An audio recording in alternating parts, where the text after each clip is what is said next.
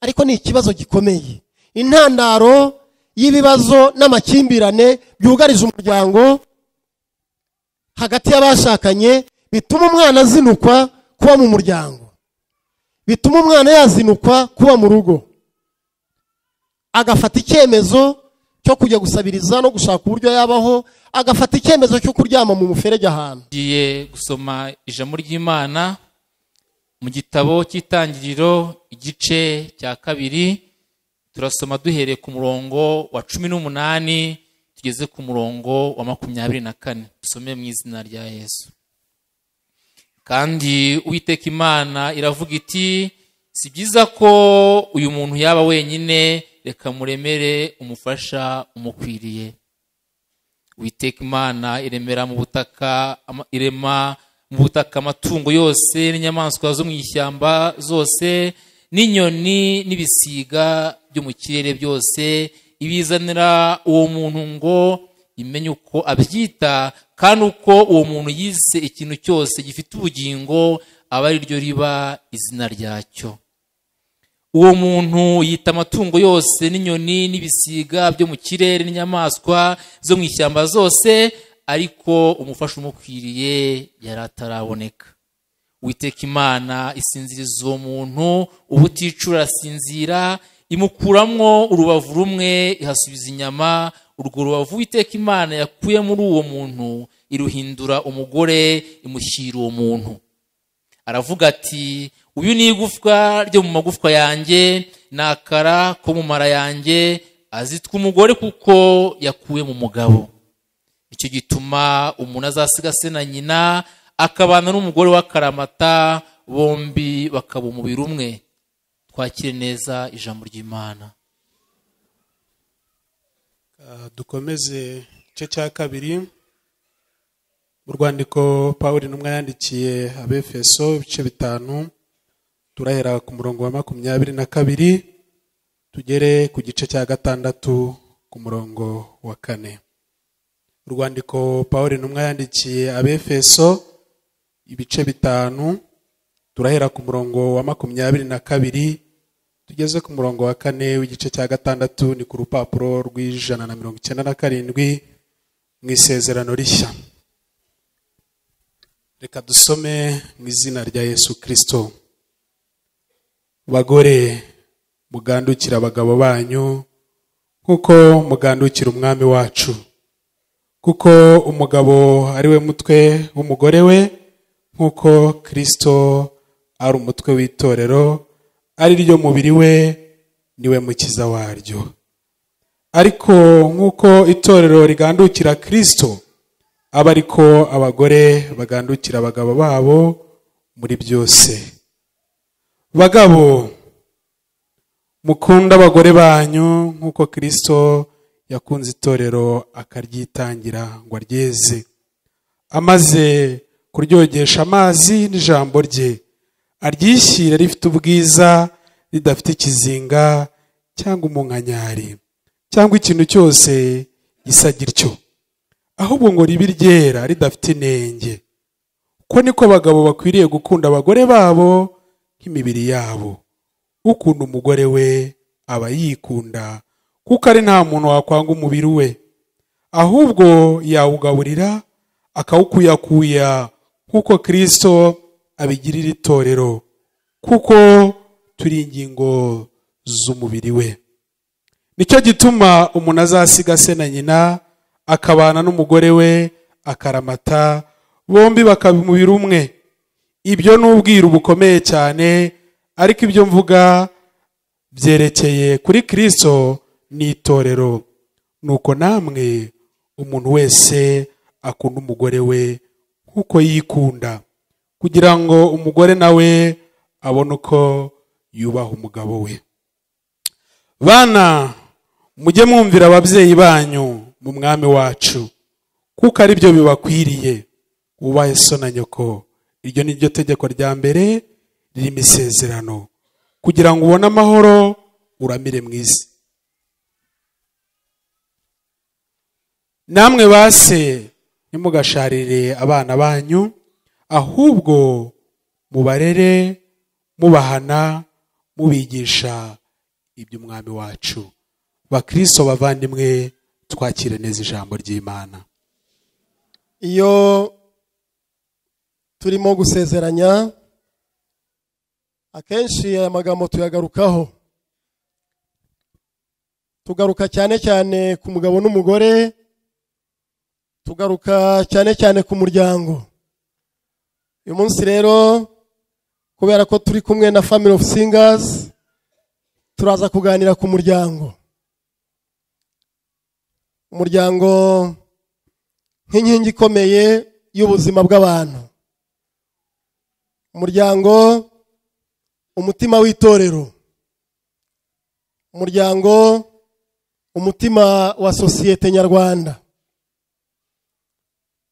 Abahanga mu bijyanye n'ubumenyi, cyane cyane ubumenyi mbonezamubano, bagiye bagerageza gusobanura inkomoko n'imibereho by'umuryango bashingiye cyane cyane ku bitekerezo byabo, bashingiye cyane cyane ku bumenyi bwabo.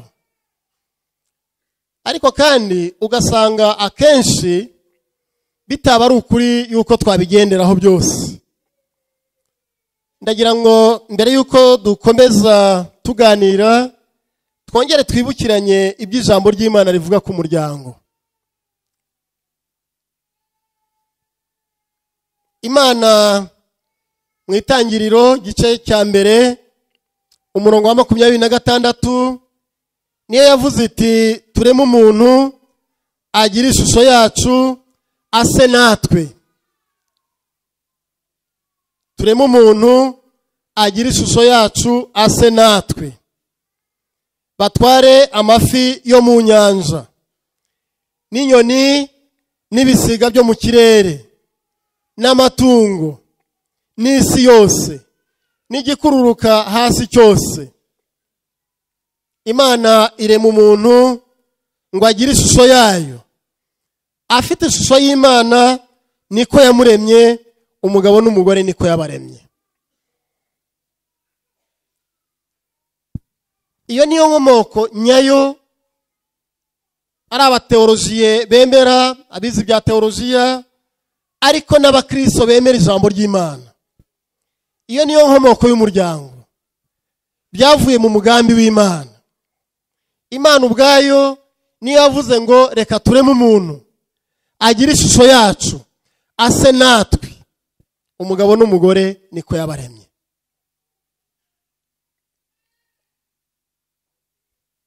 Ku ruhande rumwe mu gihe cy'irema, Imana yagaragaje yuko umuntu akwiriye kugira imibereho iboneye, akagira ubwisanzure, akagira ububasha bwo kuba umufatanyabikorwa wo kurema, ariko no kubungabunga ibindi byaremwe byose, kuko yamuhaye ubutware,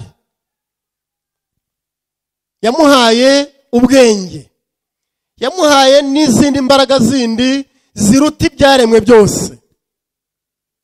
Ariko igikomeye cyane kigomba no kumubashisha ibyo byose, ko yari mu misho yayo, ariko kandi yararangije imuhumekeramo umwuka wayo.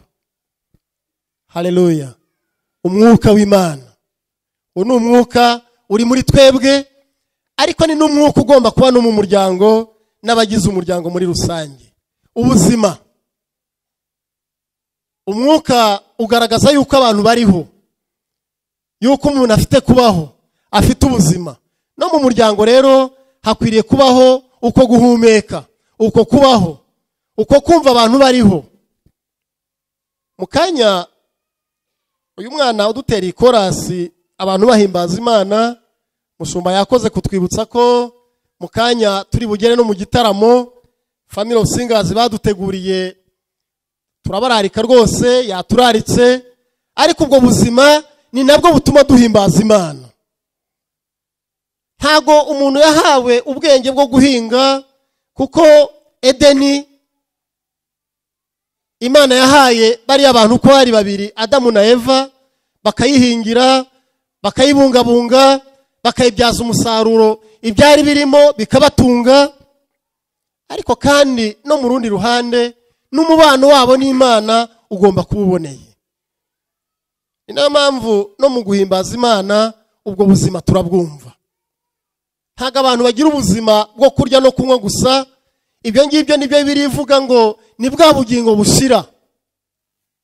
Ni bwa bugingo bushira. Ni bwa buzima burwara.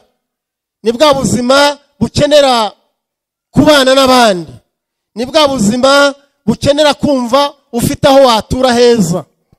Ni bwa buzima bukenera ko tubona aho twiga, tuzamura ubumenyi. Ibyo rero ngo ni ubuzima bushira. Bibiliya byita ngo ni ubugingo bushira, ariko tugomba no kuba tubanye n'Imana neza kugira ngo tuzagire n'ubugingo buhoraho. Haleluya. Ubwo bugingo buhoraho rero nabwo mu muryango turabukeneye.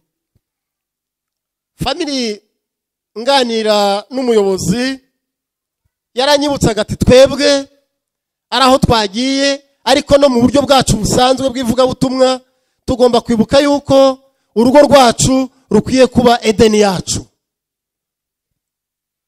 Ni teme nziza cyane. Edeni yawe igomba kuba igereranywa n'uwo muryango urimo. Edeni ahari hari ibyo kurya, ahari hari ibibatunga.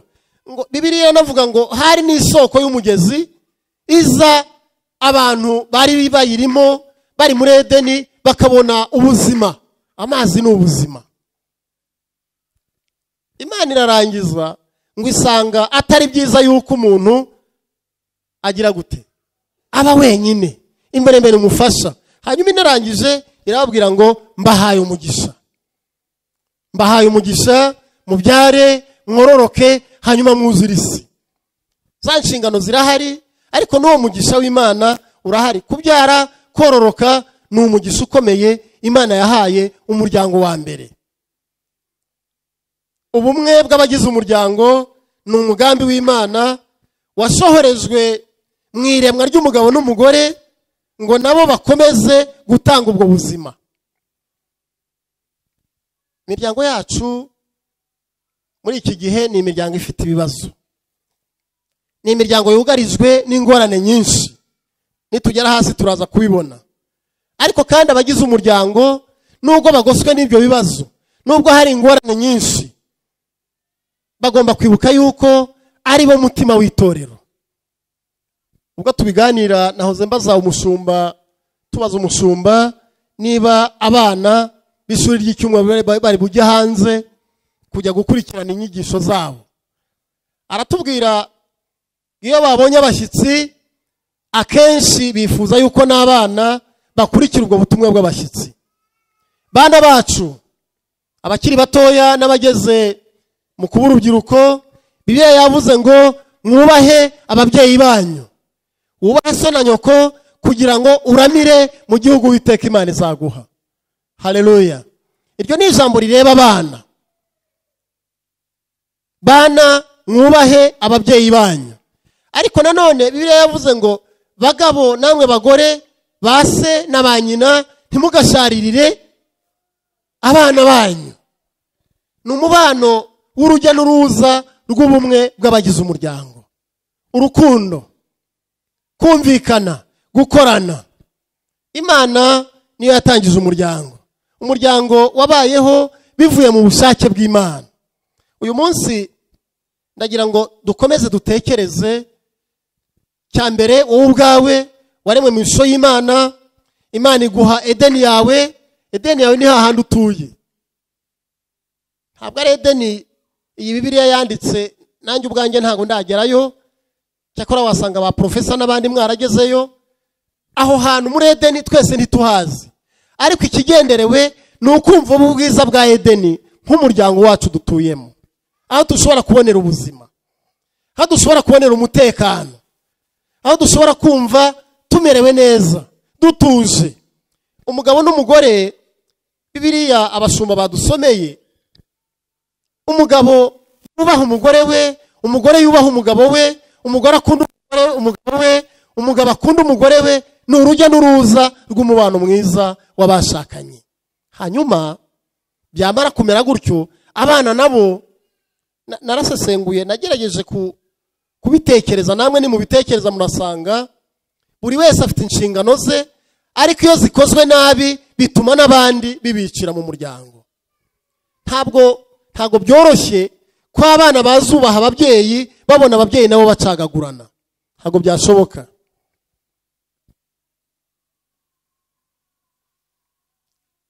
Hari umwana nasanze muri aba bana baba ku mihanda, araza aransaba, narafashe icyemezo cy'uko ntazongera,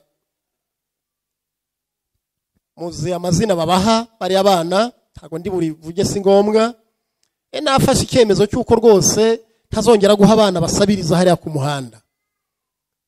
Ariko icyo cyemezo nari narafashe ko ari ukugira ngo umwana ugusaba ufite ubuzima mubanze mwumvikane, amafaranga ugiye kumuha makeya cyangwa menshi ubundi arayakoresha iki. Mama aho si ukuyajyana mu biyobyabwenge, mama aho si ukuyajyana muri bya bindi bitamuha ubuzima. Umwana umwe rero hano i Muhanga hari ahantu duhagarara tugiye kugura akantu, mugati n'ibindi, hari abana nka babiri bakunze kugenda bagaruka amasura yabo nkayabona. Umunsi umwe rero ndamubwira nti ngaho ngwino ndayaguha wicaye mu modokari. Arambwira ngo hoya tubanze tubyumvikaneho, urashaka kuntwara cyangwa urashaka kumfasha? Ndamubwira ngo turabyumvikanaho nyine, ari kwicara mu modokari. Ati hoya banza umpe, ubwo abanyaka nyine akantu birumvikana, warakubwira ati akwaka make nta kajana. Ndamubwira ngo icara mu modoka tubanze tuvugane ndakaguha. Umwana aranga. Noneho ndasohoka kugira ngo tuganire, ni iki cyabaye kugira ngo buri ku muhanda hano.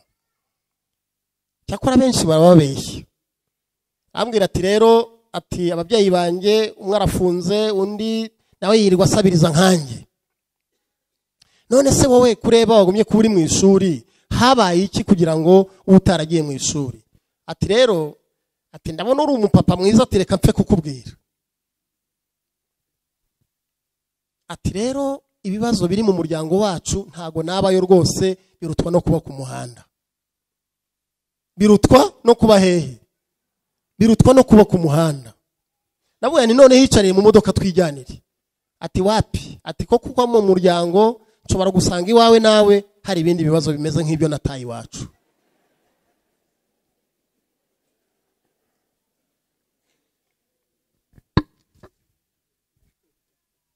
Nimwumve ubwo buhamya abana bo ku mihanda bashobora gutangira imiryango baturukamo. Murumva bitababaje? Ubwo wambaza utese waramuhaye cyane ntiwamuhaye. Ariko ni ikibazo gikomeye, intandaro y'ibibazo n'amakimbirane byugarije umuryango hagati y'abashakanye, bituma umwana azinukwa kuba mu muryango, bituma umwana yazinukwa kuba mu rugo, agafata icyemezo cyo kujya gusabiriza no gushaka uburyo yabaho, agafata icyemezo cyo kuryama mu muferege ahantu, bivuye ku makimbirane yaba ashingiye ku byari byo byose. Kuko ubu muri iki gihe amakimbirane ashingira ku bintu byinshi bitandukanye.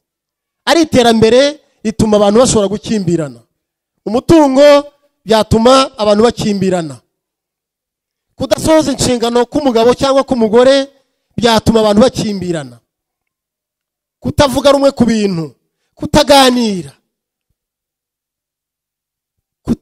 ku bibazo. Uyu munsi haza akabazo kamwe mukavuga muti ntacyo gatwaye, ubwa kabiri kakaza ntacyo gatwaye, iyo bibaye 3 4 5 bito bito bibyara kinini gishobora gutuma abantu ukabona byekarase byabaye binini. Bavandimwe, mbese imiryango yacu nedeni yacu no kureba niba iwanyu aho ngaho utuye harashobora kuba hatari ababyeyi bombi. Ibyo ni amateka yacu. Umwe atagihari, mbese wowe usigaye umwe, umuryango wawe uteye uti? Mwebwe bagabo namwe bagore muri hano mufatanyije umuryango. Nkiyobora paruwase nasabaga yuko abagabo n'abagore bazanye bicarana. Nagira ngo nsabe ntango umwitozo imbere aho babikemuye ntibahaguruke, abagabo n'abagore bicaranye babana mu rugo muhaguruke.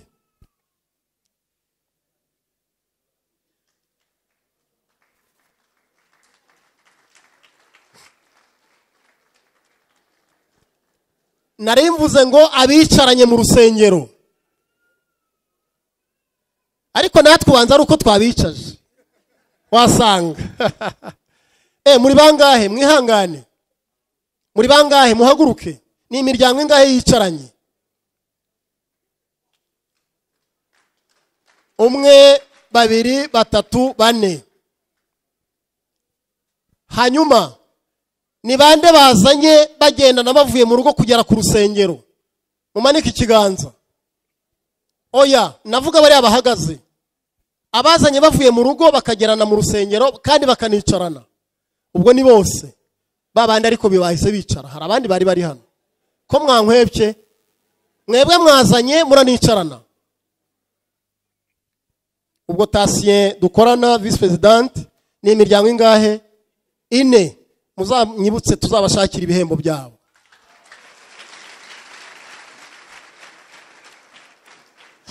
Ntago nahemba profesa ngo mbembe muzehe mu Birigi, ntago, ariko nzabashakira ikimenyetso ubwo umushumba aze kundebera amazina yabo. Noneho nakoresha uwo mwitozo madamu wanjye akambwira atese ubwo nzicarana nawe ryari ko buri gihe uba wicaye hariya ku ruhimbi. Bavandimwe, amakimbirane ari mu miryango ashobora gutuma abantu batagendana, ashobora gutuma abantu badahingana, ashobora gutuma abantu badasangira.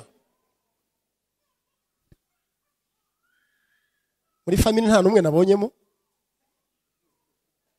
Hacyo president arabahagararira. Edeni yacu, umuryango dutuyemo ukwiriye kuba umuryango abantu bose bibonamo kandi babona ubuzima. Nukwibaza ngo mbese ijambo ry'Imana ryakoze iki mu miryango yacu? Ryashinze iyihe mizi?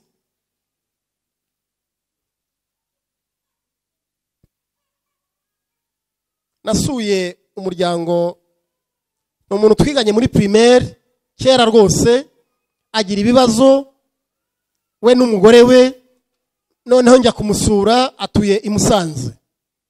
Yarambwiye ati rwose narashize uzansure. Twiganye muri primaire. Ngezeyo turaganira, na ndi kumwe n'abandi bantu, turaganira, turamubaza ngo byagenze gute. Aratubwira ngo ni vuba aha rwose. Aratubwira ngo kugira ngo ntandukane n'umugore wanjye twashakanye byatangiye kera. Ambwira ko bamaze imyaka 3 buri wese aryama mu gitanda cy'undi mu gitanda cye. Imyaka 3 mu byumve bavandimwe.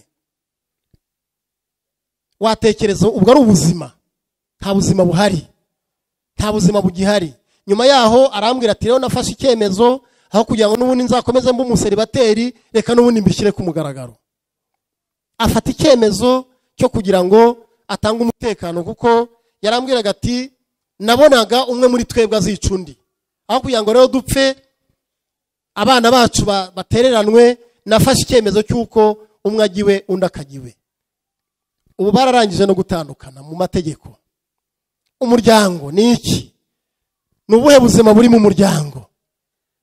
Ni izihe ndangagaciro ziri mu muryango? Abana bihagaze gute? Ababyeyi bihagaze gute? Abashyitsi baza mu miryango yacu mbese tubakira gute? Ndagira ngo nsoreze hano bavandimwe, nkomeze kubifuriza imiryango myiza, kandi nifuze ngo umuryango wacu aho ngaho uri ukomeze ukubere Edeni, Imana ikomeze kugusura, kuko Bibiliya iratubwira ngo mu mafi ya nimugoroba Imana yarazaga igasura babandi yashyize hahandi, ikabasura ikabaganiriza. Ariko ikibazo icyaha kimaze kuza, ngo aho kugira ngo bumve Imana ije, ngo bumve imirindi yayo. Batangiye ngo bibona bambaye ubusa. Igice badusomeye twabonyemo inshingano z'umugabo n'umugore, sinashatse kubijyamo byose, ariko buri wese akwiriye kumenya inshingano ze, yazikora neza, hanyuma Imana ikabasura maze Imana igahabwa icyubahiro. Haleluya. Nimukomere.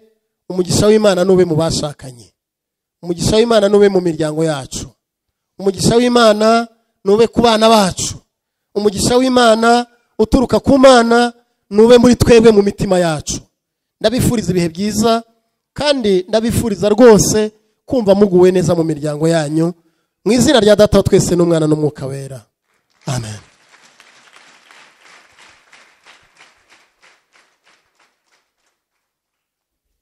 Kadushima Imana. Urakoze Uwiteka Mana yacu, turagushima kubwo uyu mwanya uduhaye wo gukomeza kuganira ku muryango, gutekereza ku bibazo birimo, ariko kandi no gutekereza ku byo twakora kugira ngo ubuzima bugaruke mu miryango yacu. Komeza guha umugisha iteraniro, kandi buri wese umutima we asubiza amaso inyuma, yongere kureba uruhare rwe mu kugira ngo umuryango ubashe kugira amahoro. Arebe uruhare rwe kugira ngo ubuzima bugaruke mu muryango. Arebe uruhare rwe kugira ngo ubuzima buze mu bana. Uruhare rwe kugira ngo itorero ribashe kubaho. Duhana umugisha n'abera bose, mu izina ryawe ryera Yesu Umwami wacu urakoze. Amen.